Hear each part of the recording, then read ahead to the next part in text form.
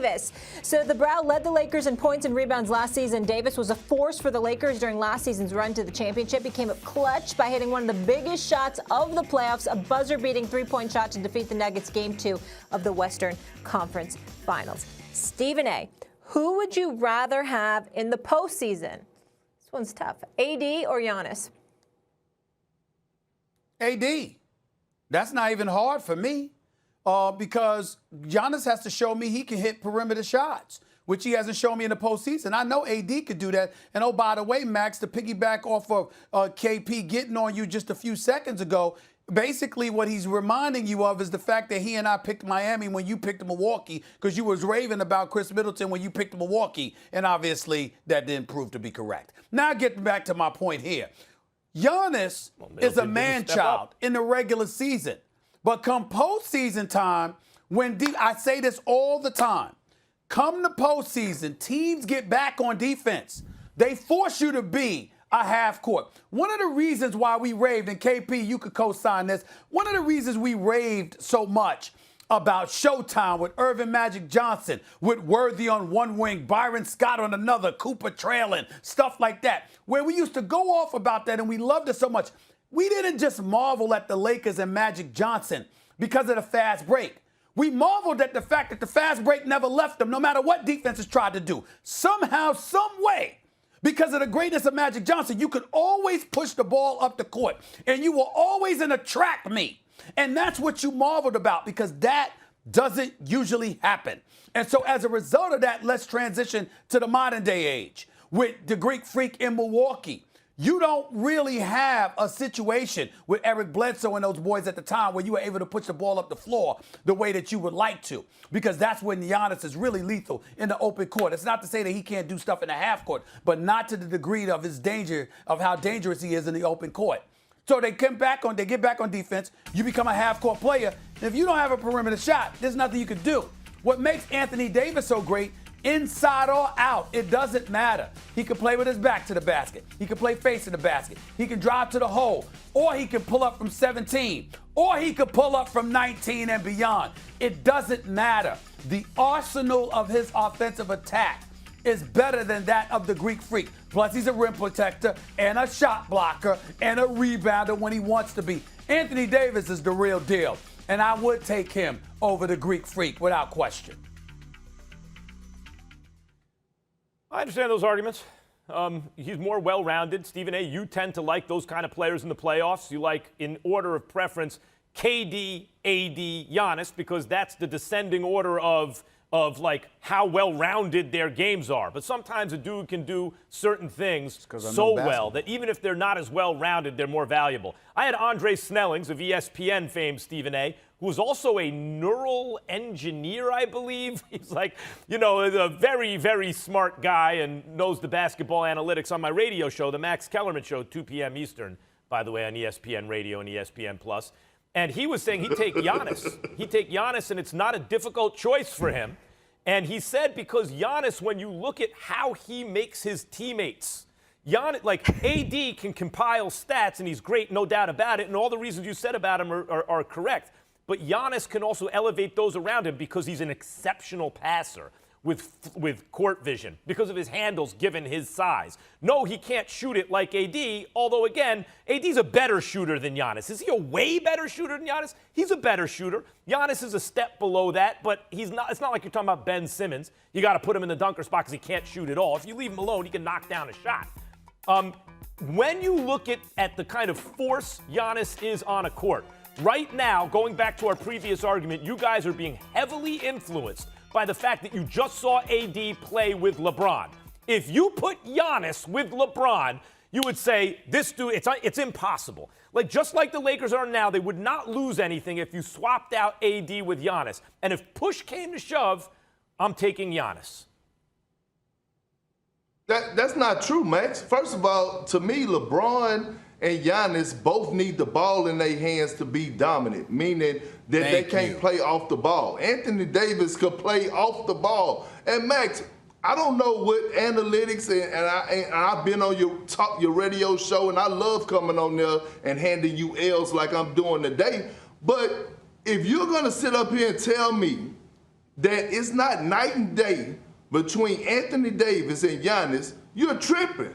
Anthony Davis' skill set is something that we have never seen before. The closest thing to it was maybe Kevin Garnett, and that's my brother. I played with him. When you look at Anthony Davis, it's more to his package than just being able to shoot better than Giannis. He has a better handle than Giannis. He has better post moves. He has the wiggle. And you talk about AD and you talk about Giannis and his passing, but AD could drop dimes when he's needed to. He know how to pass out of double team. He know how to drive and kick. Excuse me, in the NBA Finals and in the bubble last season, did we not see him throwing lob after lob to Dwight Howard and JaVale McGee on big-to-big passing when he was catching the ball in the pocket pass? Who's the better passer? AD. Don't get it twisted. Giannis just had better passer than Giannis? I don't think so. More than Anthony Davis. Yes. Oh my God. Giannis just learned how to find the corner pass this season.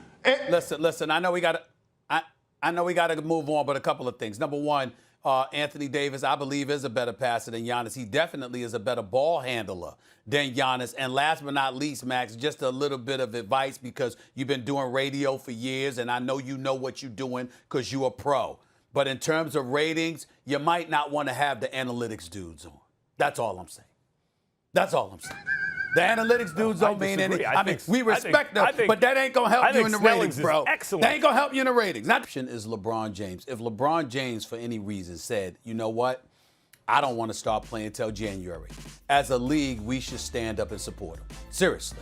I mean, with the work that this man has put in, it doesn't bother me at all. And so I know he's not going to do that. That's why he showed up there last night. He's going to be ready for opening night, at least to some capacity. But I think that if the Lakers do start off, I'm not concerned at all because not only are they great, they're experienced. So when you look at LeBron James, I think that this is one of the rare breeds that has graduated to the point where he doesn't even need to be questioned about anything that's taking place in the regular season. Everything about him should be measured by postseason play. If this guy decides to take his foot off the gas, if he decides when to amp it up, whatever the case may be, you defer to his judgment. When you've been to 10 NBA Finals, when you've won 4 championships, and when we just finished experienced a global pandemic, the likes of which we hadn't seen for a century, and somehow, some way, when we consider the collapse that we witnessed with the Los Angeles Clippers because of them being devoid of leadership and what have you, although it was nice to see Kawhi Leonard and Jimmy Kimmel last night. Bottom line is that LeBron James and the Lakers didn't have that problem. And so I don't think there's anything to be worried about with the Lakers, a slow start or anything like that, because they have the greatness of Anthony Davis, who's one of the top 3 players in the world, and they have the best player in the world, who's the best leader in basketball, and that man is LeBron James. I don't think there's anything to be concerned about.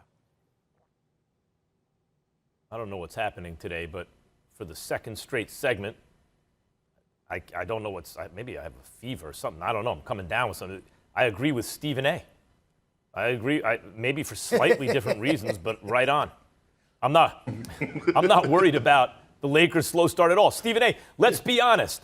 The LeBron James teams of the past have often started slow, right? Miami had a slow start at one year. Cleveland had some slow starts because LeBron's figuring out, how do I get this group to the promised land?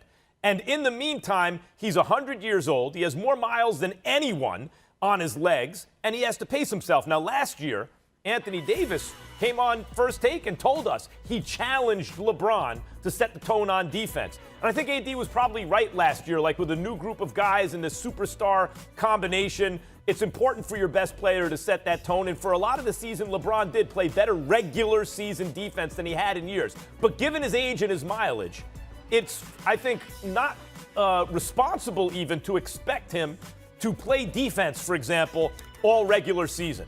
And sometimes the other guys on the team, even if AD's setting that example, slack off a little bit too when their leader doesn't do it, although Montrezl Harrell plays some defense, some other guys will too. The point is, LeBron knows how to pace himself and knows his body. How do I get to be in the playoffs where when I need to put the pedal to the metal, I still got something in the tank? He's usually done that in the past. This past season, he basically kept the pedal to the metal all year, but I wouldn't even recommend that he does that again. He's signed up for multiple years. He needs to pace himself so he's ready to go when they need him most. And if the Lakers get off to a slow start while LeBron's figuring it all out, no big deal, because when the lights are brightest, he'll show up.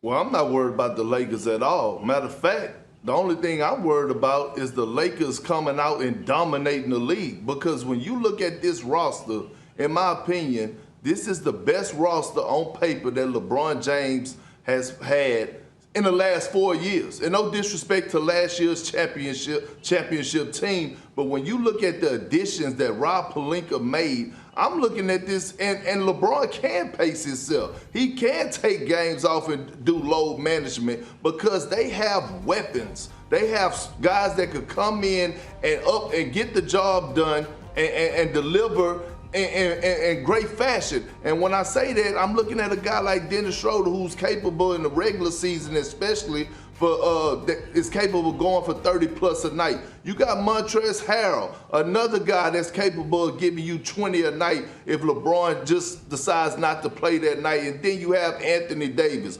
along with Wes Matthews, along with Marcus Gasol, along with Taylor Horton Tucker, who keeps thriving, and even Kyle Kuzma. Although I disagree with his style of play at times, although I disagree with Kyle Kuzma at times on how he plays the game of basketball, one thing about it, when he gets hot, he gets hot. So with the Lakers roster, job well done by Rob Pelinka, I'm worried about them coming out and dominating too early.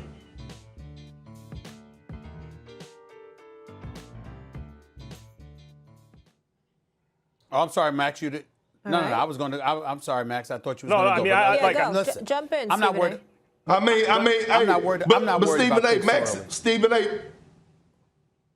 A. and Max, that's how it be. Sometimes y'all get quiet when Big Perk come on here speaking the gospel. Y'all get caught up in what I be saying and loving how I'm delivering this good gospel. And sometimes you just got to fall back and listen. Yeah, that's what it is. First of all, you know better. First of all, you know better. Secondly, respect your elders. Thirdly, and more importantly, that is factually incorrect, Kendrick Perkins. I mean, the fact of the matter is you do drop a lot of science, and I love you to death. But there are some things that you say sometimes I'll be wondering about you, bro. I'll be wondering about you sometimes. Yeah, not most, not all, but sometimes, yes. I feel sorry for your loss. I feel sorry for your loss because you're not being open-minded. When I